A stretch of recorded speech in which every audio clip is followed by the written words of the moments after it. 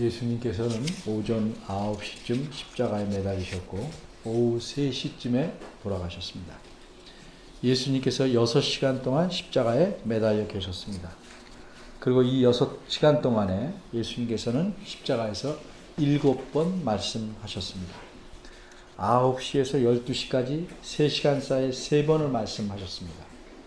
12시가 되어 해가 빛을 잃어 온통 암흑으로 변하여 3시간 동안 계속되었습니다.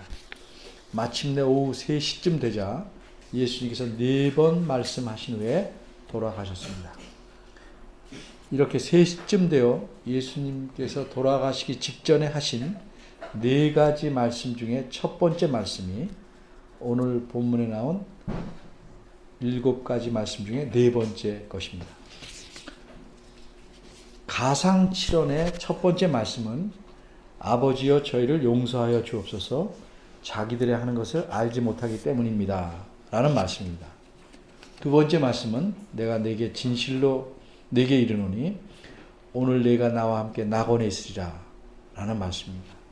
세 번째 말씀은 여자야 보십시오 당신의 아들입니다. 보라 내 어머니라 하신 말씀입니다. 네 번째 말씀 오늘 본문에 나오는 엘리 엘리 라마 사박단이라는 말씀입니다. 이 말씀은 오늘 본문뿐 아니라 마가복음 15장 34절에도 나옵니다. 이 마가복음 본문으로 제가 6년 전인 2013년에 설교했습니다. 그런데 오늘 이 가상칠언의 네 번째 말씀으로 설교하는 이유는 이 말씀을 마가복음에서뿐만 아니라 마태복음에서도 다루고 있기 때문입니다. 같은 내용처럼 보여도 조금씩 그 강조점이 다를 수 있습니다. 그래서 저는 네 복음서에서 같은 얘기를 다 말씀하면 시차를 두고 4번 설교하는 것을 기본으로 삼고 있습니다. 또 한 가지 이유는 이 4번째 말씀은 우리가 그 의미를 반드시 알고 마음에 새겨두어야 할 내용이기 때문입니다. 그래서 오늘은 이 본문을 넷으로 나눠 생각해 보려고 합니다. 첫째, 4번째 말씀의 배경. 둘째, 4번째 말씀의 오해. 셋째, 4번째 말씀의 이해. 넷째, 4번째 말씀의 의미. 첫째입니다. 4번째 말씀의 배경. 오늘 본문 바로 앞에 있는 45절입니다. 예수님께서 4번째 말씀을 하실 때에 외부 상황이 어떠했는지 이렇게 알려줍니다. 제6시로부터 온 땅에 어둠이 임하여 제9시까지 계속되더니. 이 말씀에서 우리가 알 수 있는 사실이 무엇입니까? 제6시, 즉 낮 12시부터 제9시인 오후 3시까지 온 땅이 어두웠다는 사실입니다. 낮 12시면 가장 밝은 이른바 대낮입니다. 그런데 갑자기 하늘과 땅이 깜깜해졌습니다. 잠시 매우 짙은 먹구름이 태양을 가린 것이 아니었습니다. 그렇다고 어떤 사람들이 주장한 것처럼 일식이 있었던 것도 아닙니다. 왜냐하면 하늘과 땅이 온통 깜깜해서 칠흑 같은 기간이 무려 3시간이나 되는 일식은 존재할 수도 없습니다. 그렇기 때문에 이른바 자연적인 현상이 아닙니다. 어떻게 이런 어둠이 계속되었는지에 대해서 누가복음 23장 44절 이렇게 말합니다. 때가 제6시쯤 되어 해가 빛을 잃고 온 땅에 어둠이 임하여 제9시까지 계속하며. 이 말씀에서 우리가 분명히 알 수 있는 사실은 이제껏 환하게 세상을 밝히던 태양이 그 빛을 잃었다는 것입니다. 태양이 빛을 잃어서 세상을 비출 수가 없었다는 겁니다. 이런 일이 자연적으로 가능하겠습니까?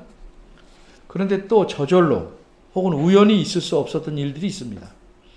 누가복음 23장 45절에서 그 일들 중 한 가지를 이렇게 알려줍니다.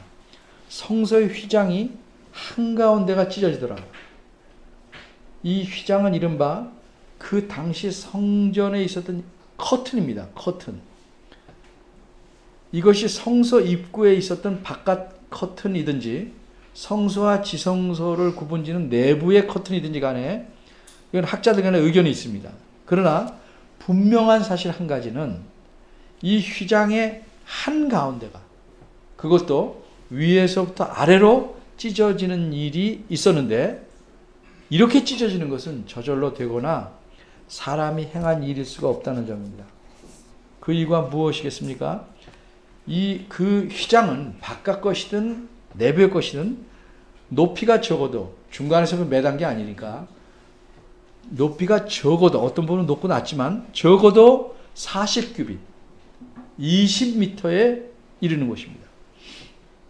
이 시간쯤에는 제사장들이 성소 안에서 부지런히 일할 때입니다. 누가 들어와서 순식간에 20m 위를 타고 올라가서 가운데 찢어내겠습니까? 더군다나 그 두께는 10규빗입니다.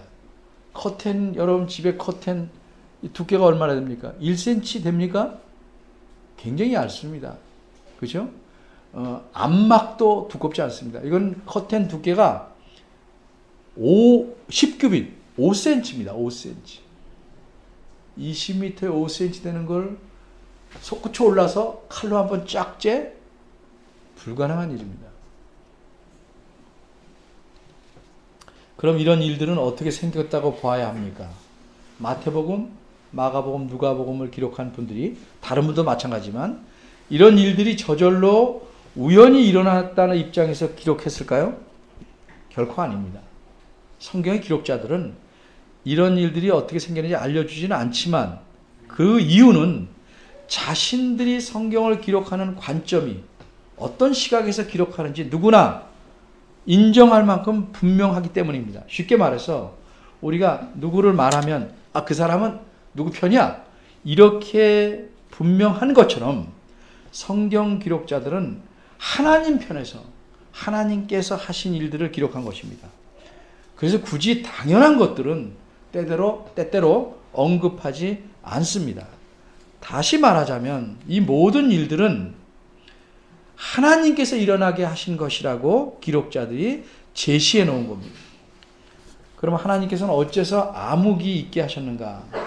암흑이란 성경을 신구약을 보면 심판의 상징으로 사용하기 때문입니다. 우리가 얼핏 떠오르는 구절은 뭐예요? 쫓겨난 자들은 어두움 가운데서 이를 갈며 울리라. 지금 예수님은 사람들의 죄악을 대신 담당하시려고 십자가에 달리시는 심판을 받고 계심을 상징적으로 드러내신 겁니다. 그러면 성소의 휘장이 찢어진 것은 무엇을 의미하는가? 간단히 말해서 두 가지를 의미합니다. 하나는 성전의 멸망이 가까웠음을 알리는 징조입니다. 그리스도께서 죽으심으로 제사를 드리는 장소로서 성전은 더 이상 필요가 없게 되었다는 사실을 알리는 겁니다. 또 하나는 히브리서 10장 19절 20절에서 말씀하신 바와 같이 그리스도께서 죽으심으로써 전에는 제사장들만 들락날락했는데 모든 믿는 자들이 하나님께로 직접 나아가는 길을 열어놓으셨다 하는 사실을 보여주는 겁니다. 두 번째입니다. 네 번째 말씀의 오해. 예수님께서 십자가에서 외치신 말씀은 46절에 있는 바대로 엘리 엘리 라마 사박단이었습니다. 이 말씀은 당시 유대인들이 사용하던 아람어입니다. 그런데 예수님 말씀을 들은 사람들은 이 말씀을 오해했습니다. 어떻게 오해했습니까? 47절과 48절 이렇게 말씀합니다. 거기 섰던 자들 중 어떤 이들은 듣고 말하되 이 사람이 엘리야를 부른다 하고 그 중에 한 사람이 곧 달려가서 해면을 가져다가 신 포도주에 적시어 갈대에 깨어 마시게 하거늘. 어떻게 이런 오해가 생겼을까?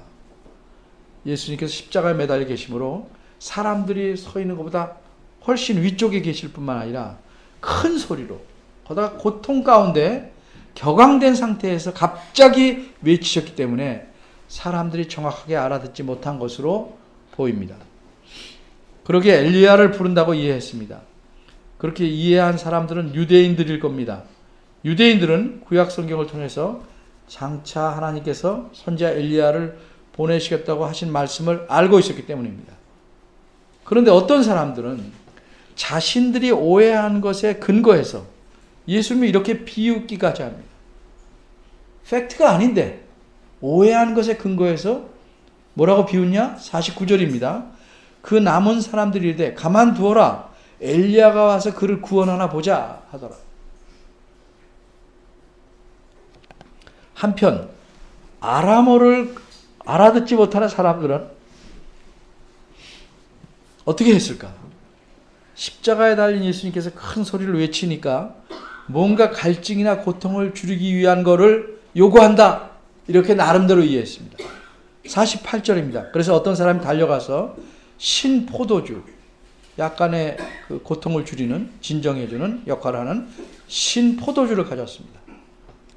그런데 위에 매달려 있는 사람에게 줄 수가 없으므로 해융, 요새 말로 말하면 스펀지 같은 겁니다.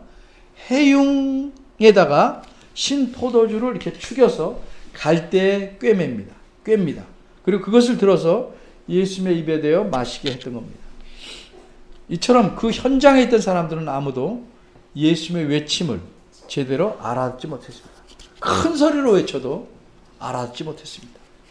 이렇듯 예수님의 말씀을 이해하지 못했으니 그 말씀의 의미를 알기는 더더구나 불가능한 것입니다. 세 번째입니다. 네 번째 말씀의 이해. 이제 우리가 생각해 볼 것은 예수님께서 큰 소리로 외친 말씀의 뜻이 무엇인가 하는 겁니다. 46절입니다. 제9시쯤에 예수님께서 크게 소리질러 이르시되 엘리 엘리 라마 사박다니 하시니 이는 곧 나의 하나님 나의 하나님 어찌하여 나를 버리셨나이까 하는 뜻이라. 이렇게 46절은 예수님께서 큰 소리로 외친 말씀의 뜻이 무엇인지를 분명하게 설명해 줍니다. 왜 이런 설명을 해줄까요? 마태복음을 처음 읽는 사람들은 대부분 아람어를 몰랐기 때문입니다. 그러기에 예수님께서 말씀하신 표현을 그대로 쓰고 뜻을 번역해 준 겁니다. 이런 예는 성경 여러 곳에 있습니다. 예를 들면 마가복음 5장 41절에 보면 예수님께서 죽은 여자아이 손을 잡고 우리가 잘 아는 대로 달리다곰 이렇게 말씀하시죠. 이건 역시 아람어입니다. 그러기에 그 구절에서 번역하면 곧 소녀야 일어나라 라고 풀어줍니다. 또 마가복음 7장 34절에는 귀먹고 분명하게 발음하지 못하는 사람을 고쳐주면서 예수님이 뭐라고 그랬어요? 에바다 이렇게 말씀하셨습니다. 그리고 뭐라고 풀어줍니까? 이는 열리라는 뜻이다. 이렇게 설명해 줍니다. 오늘 본문에서도 엘리 엘리 라마 사박다니의 뜻을 번역해 준 겁니다. 이 풀이에 따르면 엘리는 나의 하나님, 라마는 어찌하여, 그리고 사박다니는 당신께서 나를 버리셨나이까 라는 뜻입니다. 여기까지가 본문의 내용입니다. 그럼 저는 여기서 하나 묻겠습니다. 이렇게 여기까지 설명을 들으면 여러분이 이 구절의 의미를 제대로 잘 이해하신 걸까요?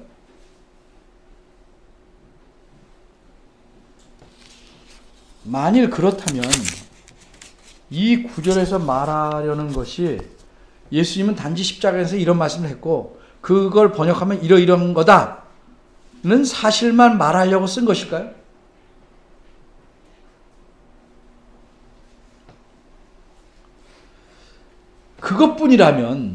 그것뿐이라면 예수님께서 외치신 말씀을 듣고 그것에 있던 사람들이 어떻게 오해했고 어떻게 반응했는지를 왜 써놨을까?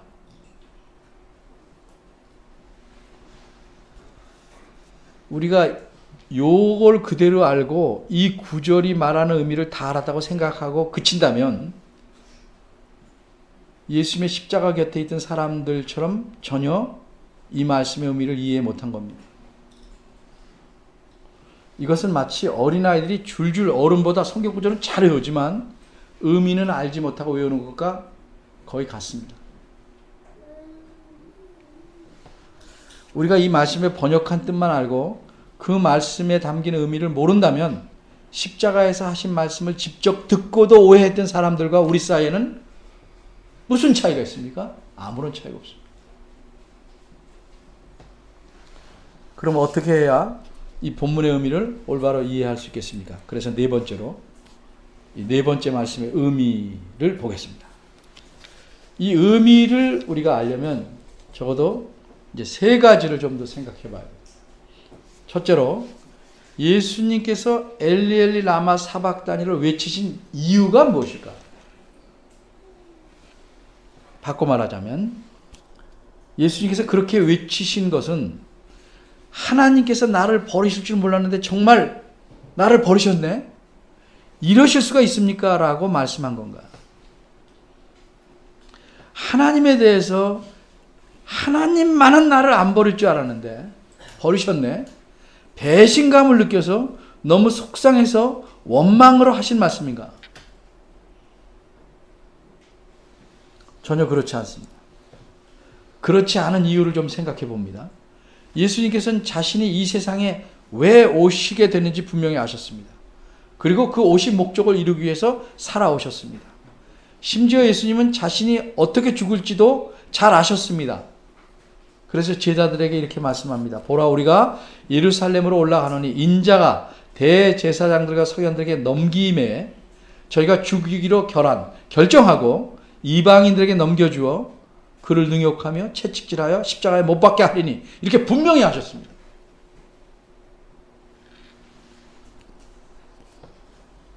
또 예수님은 자신이 고난받고 죽으실 것이 얼마나 큰 고통인 줄 잘 아셨습니다.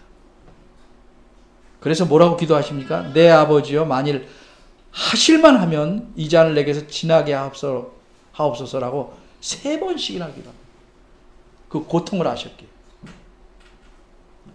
그러므로 나의 하나님 어찌 나를 버리셨나이까 라는 말씀은 하나님께서 버리실 줄을 몰랐다거나 버리신 일에 대해서 원망하는 말씀은 아닙니다.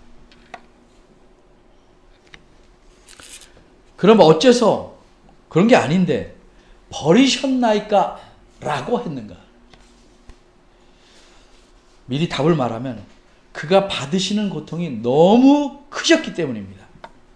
우리가 흔히 슬픈 일을 당하면 그 슬픔의 크기를 뭐라고 말합니까? 내 가슴이 찢어진다, 이렇게. 안 찢었어요. 근데 그렇게 표현합니다. 또 뭐라고 그래요? 하늘이 무너졌다. 이런 표현은 비유적인 겁니다. 진짜로 가슴이 찢어지거나 하늘이 무너진 건 아니고 그만큼 아프고 슬프다는 의미일 겁니다. 그런데 예수님의 경우는 그 고통과 슬픔을 하나님께서 나를 버리셨다고 표현했습니다. 비유적인 게 아닙니다. 실제로 그러신 겁니다. 단 한순간도 하나님과 떨어져서 사시지 않았던 예수님께서 가장 격하게 고통을 받으신 것은 비유적이 아니라 실제적으로 하나님이 예수님을 버리셨기 때문에 그가 하나님과 떨어진 상태에 있게 된 겁니다. 사실 우리는 말로는 하나님과 더불어 산다, 하나님 앞에서 산다 말하지만 솔직히 그렇게 밀접하게 살지 않죠. 코람되어 하나님 앞에서를 수없이 외치지만 정말 하나님 앞에서 사는 것처럼 긴장하고 삽니까? 그러니까 하나님 뒤로 가도 전혀 못 느낍니다. 가책이나 없습니다, 전혀. 그래서 우리는 하나님과 떨어져 있든 없든 별 차이를 못 느낄 수 있어요. 근데 예수님의 경우를 우리처럼 생각하시면 안 됩니다. 한 성경학자가 자신의 책에서 예수님의 고통과 비교하기에는 매우 미흡하다 하면서도 그래도 어쩔 수 없이 가장 가까운 예를 하나 들겠다 하면서 예를 말한 것을 제가 좀 따오겠습니다. 늘 엄마와 늘 붙어 살던 어린아이가 갑자기 심하게 아파서 중환자실에 입원했어요. 엄마도 면회를 못해요. 엄마와 떨어지게 됐어요. 그때 그 아이의 느낌은 어떨까? 한순간이라도 엄마와 떨어지면 까무러치게 울고 하는 애가 그때 그 떨어져 있는 기간은 우리식으로 표현하면 지옥과 같은 고통일 겁니다. 예수님께서 하나님의 버림을 받아 하나님과 떨어진 상태에 있던 시간도 그러했을 것? 아니 훨씬 그 이상 우리가 알 수 없는 그런 고통이었습니다. 십자가에 달려서 돌아가실 때까지 6시간 지옥의 극심한 고통을 겪으셨다고 봅니다. 그러기에 그 고통의 극심함을 엘리 라마 사박단이라고 표현하신 것이다. 이렇게 생각하는 것이 옳을 것입니다. 두 번째 생각할 점은 자신이 그 겪고 있는 고통의 극심함을 표현했는데 왜 하필 다르게 정말 아프다든가 뭐 다르게 말하지 않고 엘리 라마 사박단이라고 표현하셨는가 하는 사실. 왜 그렇게 표현하십니까? 우리가 성경 말씀을 조금 눈여겨보면 예수님의 말씀과 행동에 대해서 구약 성경의 말씀을 인용해서 설명하는 것을 자주 보게 됩니다. 예수님 자신도 구약 성경의 말씀을 인용해서 자신이 하나님 아버지의 뜻에 철저하게 순종함을 보여주십니다. 이번 경우도 역시 그러합니다. 엘리 라마 사박단이는 시편 20편 1절에서 따온 말씀입니다. 시편 22편은 다윗이 지은 시인데 이 시편은 장차 예수 그리스도께서 겪으실 일에 대해서 예언하는 성격을 갖고 있습니다. 그러기에 이 시편이 어떤 내용이며 자신과 어떻게 연결되는지를 예수님은 잘 아십니다. 그래서 십자가 위에서 자신이 겪는 극심한 고통을 이 시편에서 한 말씀을 따와 표현하신 겁니다. 사람은요, 글을 인용할 때 문맥과 다르게 이용할 경우가 무지무지 많습니다. 그리고 자주 있습니다. 근데 예수님은 전혀 그렇지 않습니다. 한 말씀을 따오더라도 그것이 속한 문맥 전체에 맞게 인용하고 적용하십니다. 시편 22편의 앞부분은 하나님께서 버리신 것에 대해서 탄식하는 듯이 보이지만 그것은 좌절이나 절망에서 한탄하는 것이 아닙니다. 왜냐하면 시편 22편의 뒷부분, 특별히 22절 이후에서는 하나님의 구원을 확신하고 하나님을 찬양하는 내용이 나오기 때문입니다. 따라서 예수님께서는 시편 22편 1절에서 엘리 라마 사박단의 말씀을 따와서 말씀하신 것은 시편 22편의 문맥에서 말씀하신 거기 때문에 절망이나 포기 또는 좌절의 마음에서 고통의 극심함을 한탄한 것이 아닙니다. 비록 고통은 극심하지만 이 고통을 통해서 하나님께 이루실 구원을 내다보면서 확신하며 감사한 마음에서 표현한 것입니다. 따라서 한마디로 어찌하여 나를 버리셨나까라는 외침은 좌절의 탄식이 아니고 고통 가운데 있어서 표현했지만 승리를 확신하는 외침인 것입니다. 그러기에 예수님께서는 십자가 위에서 뭐라고 말씀하시고 운명하셨습니까? 다 이루었다. 그렇게 말씀하실 수 있었던 것입니다. 이제 세 번째로 생각할 것은 그럼 하나님께서는 어째서 예수님을 버리셨는가? 그 이유입니다. 왜 예수님을 버리셨는가? 예수님 분명히 그 이유를 아셨습니다. 그래서 하나님께서 자기를 버리신 것이 지극히 고통스럽지만 그 목적을, 이유를 알기 때문에 끝까지 견뎌내신 것입니다. 하나님이 사람을 버리시는 이유는 언제나 뭐 때문에? 죄 때문입니다. 그런데 하나님께서 이렇게 사람을 버리신다는 것은 그저 저 멀리 내버려두고 모른 채 한다는 의미 정도가 아닙니다. 하나님께서 인간이 저지른 죄에 대해 진노하셔서 형벌을 가하신다는 의미입니다. 그럼 하나님께서 예수님을 버리신 까닭은 무엇일까? 예수님께서 죄를 지으셨으니까 그에게 진노하시고 형벌을 내리신 건가? 그렇지 않습니다. 우리가 알거니와 예수님은 전혀 죄가 없으십니다. 히브리서 4장 15절 예수님에 대해서 이렇게 말씀합니다. 모든 일에 우리와 한결같이 시험을 받은 자로도 죄는 없으시니라. 그럼 어째서 죄가 전혀 없는 예수님에게 죄인처럼 하나님의 버리심을 받으신 건가? 사도 바울은 이렇게 설명합니다. 하나님께서 죄를 알지도 못하신 이를 우리를 대신하여 죄로 삼으셨다. 우리를 대신하여 죄로 삼으셨다. 또 설명합니다. 그리스도께서 우리를 위하여 저주를 받으신 바 되어 율법의 저주에서 우리를 속량하시다.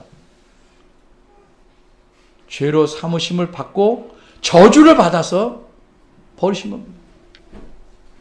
한마디로 하나님께서 예수님에게 우리의 모든 죄를 담당하게 하셨기 때문에 예수님은 버리심을 받은 겁니다. 우리를 죄 가운데 건져내서 더 이상 죄종이 아니라 하나님의 자녀로 살게 하기 위해서 그러신 겁니다. 그래서 우리 대신 예수님을 버리신 겁니다. 근데 그 희생이 헛됩니까? 헛되지 않게 하려면 우리가 어떻게 살아야 합니까? 여러분, 하나님께서 여러분을 사랑하신다고 확신하십니까? 어떻게 하십니까?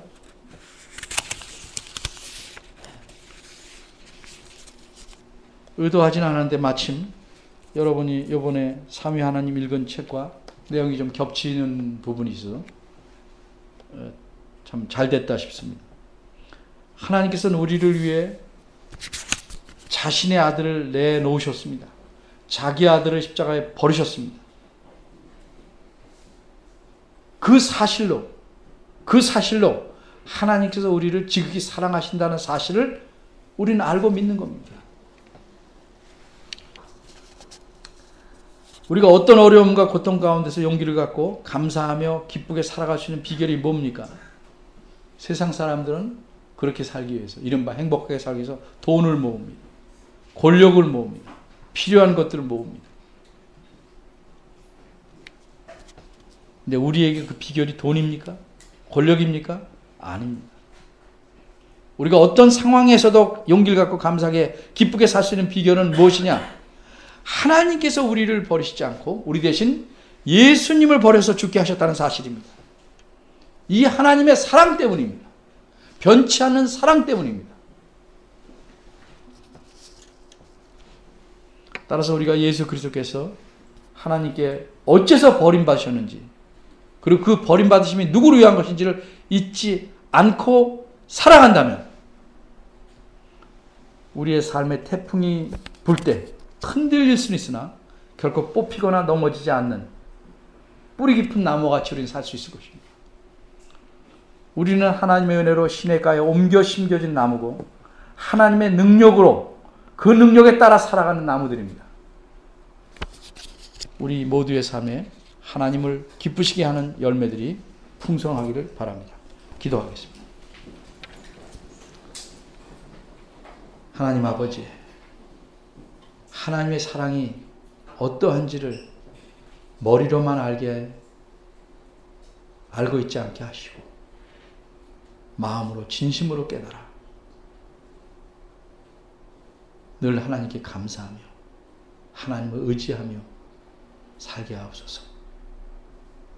나는 없어지고 오직 하나님만 남는 그런 믿음으로 살게 하옵소서. 세상이 뭐라 해도 어떻게 흔들려도 하나님을 바라보는 눈길만은 닿지 않게 하시고 하나님을 향한 손길만은 거두지 않게 죄를 붙잡아 주옵소서. 우리가 이 땅에서 부귀와 영화를 위해서 사는 것 아니고 내 명예를 위해서 사는 것 아니고